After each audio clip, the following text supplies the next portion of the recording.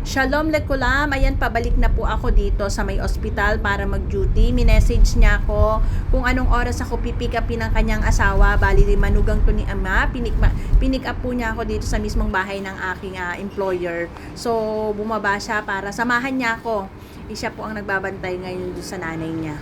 So sinamahan niya ako, bumaba muna siya dito sa may lobby para samahan niya ako dito kung saang room or kung saang department na admit itong si Ima. So, dito naman sa kanila, sa pag-duty dito sa ospital, alam naman nila yung law, alam naman nila yung nakalagay kung ano yung nakalagay sa contracts. Dito po kasi sa Israel, pag na-ospital talaga ang employer ay 8 hours duty lang talaga. And then kung susobra po yung oras mo, yung excess hours ay kailangan nilang bayaran yun. And when she's having a heart attack already, the brain is stopped. She didn't breathing. Yes. Maybe if you don't know the CPR. CPR, And yeah, and the rescuer, the ambulance is long time before she arrived. and I call from the way.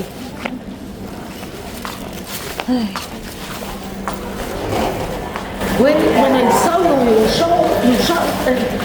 I saw you make the PCR, immediately I called to The ambulance.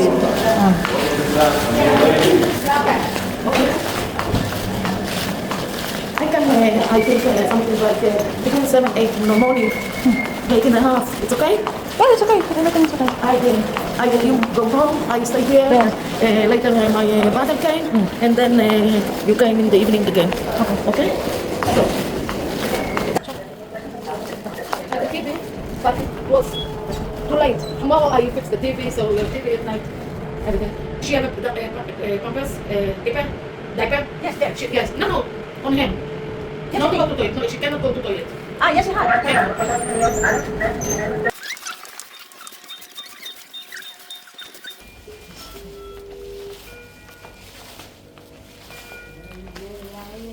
Hi, Ima. Where is Ima? Where is my Ima? Hi.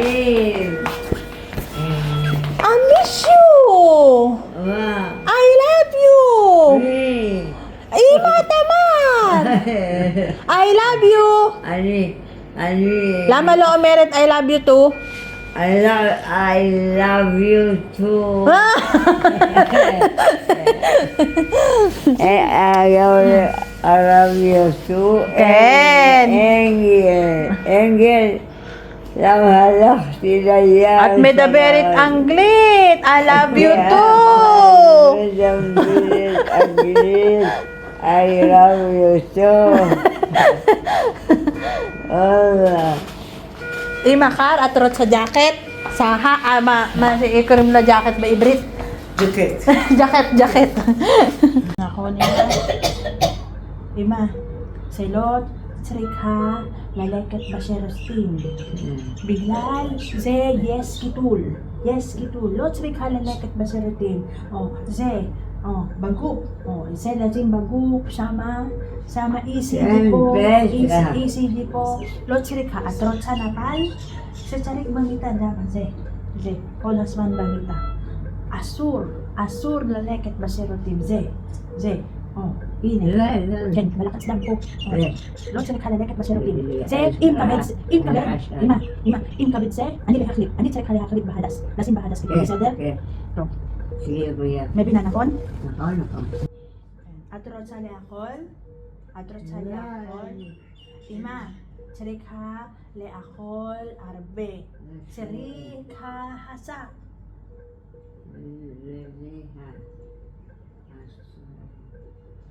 Im kitul kabed, ani lihaklip. Beseder, babalol. Asur lalekit basherotin. Asur. Yes, Shama. Kisat telebisya Shama. Ismola. Atro Ini.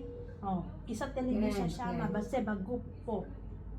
O ze adom. Ini ze yaro. אסור ללכת בשירותים, אסור. רק בפיפי? יש קיטול. למה לא? יש ממש. I love you. I love you much. I love you. Much. No, I love you much. I love you more. Love you back. Not I love you much. No, I love you much. I love you more. אני אוהבת אותה. So, ayan, dito na tayo. Dito na ako kay Ima. Kausap ko siya. Pin-explain ko talaga sa kanya. At gusto na naman niyang pumunta sa toilet. Kahit pinapaliwanag ko sa kanya na meron siyang diaper at hindi niya na kailangan pumunta ng toilet. Eh, makulit talaga siya. Makulit talaga to. Kaya Ima, and then, na heart attack pala siya. Yan ang sinabi ng doktor, and then nag-stop yung totally yung brain niya, na yan ang sinasabi niya na buti na lang na CPR ko siya kaagad kasi ang tagal pa bago dumating yung mga rescuer ambulance, at nagawan ko na first aid, na CPR ko siya kaagad. So kung hinintay pa yung ambulance, ala na daw. So ngayon, ayan, nandito ako. Nung nagpapahinga na ako sa bahay ni Ima, nagpapahinga na ako sa bahay niya, nag-chat yung anak kung pwede ako mag-duty ng gabi. Duty ng gabi, yung actually dito sa Israel, pag yung ang employer namin ay na hospital siya, 8 hours duty lang siya. So, if more than 8 hours kang nag-duty, meron ng bayad yun. It's another. Yun. Hindi ko pwedeng malakasan yung boses ko. Sana na marinig ko sa video. Okay lang sana. Ima lama? Lama bayad limala?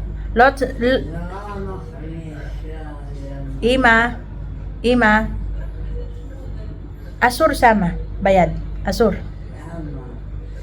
Biglal po. Babeten. Lasim babeten. Lasim. Rak babeten. Seder? Imagine na naman siya. Imagine na naman tong ating alaga.